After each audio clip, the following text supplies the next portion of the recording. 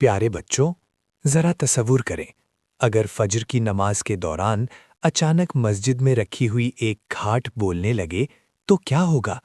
लोग चीखेंगे, भागेंगे या खौफ से वहीं साकित रह जाएंगे।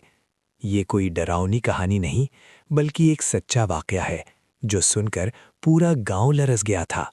ये कहानी है एक ऐसे मुसाफिर की, जो 4 दिन के मुसलसल सफ़र के बाद शदीद सर्दी, भूख और थकन से निढाल हो चुका था।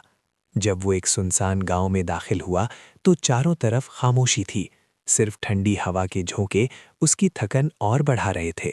वो किसी मुसाफिर खाने की तलाश में घूमा, मगर हर दरवाज़ा बंद था।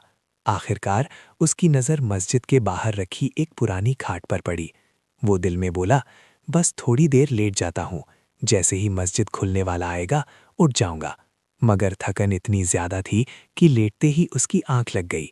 कुछ देर बाद मस्जिद के 2 खादिम आए। उन्होंने अंधेरे में ये नहीं देखा कि खाट पर कोई सो रहा है, और खाट को उठाकर मस्जिद के अंदर रख दिया। मुसाफिर गहरी नींद में था, उसे कुछ खबर ही ना हुई।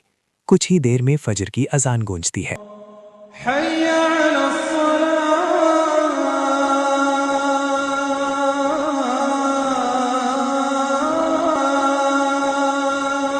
लोग खामोशी से मस्जिद में आते हैं और नमाज शुरू हो जाती है।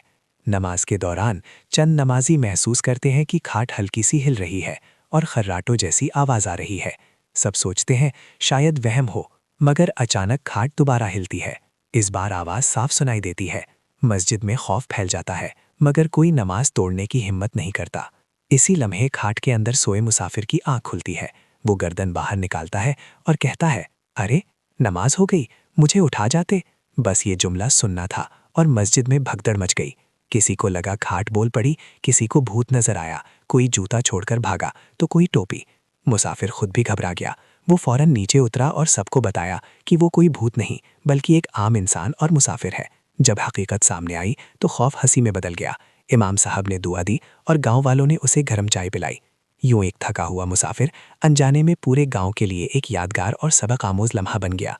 प्यारे बच्चों, अक्सर हम जिस चीज़ से डरते हैं वो हकीकत नहीं, बल्कि हमारी गलतफहमी होती है।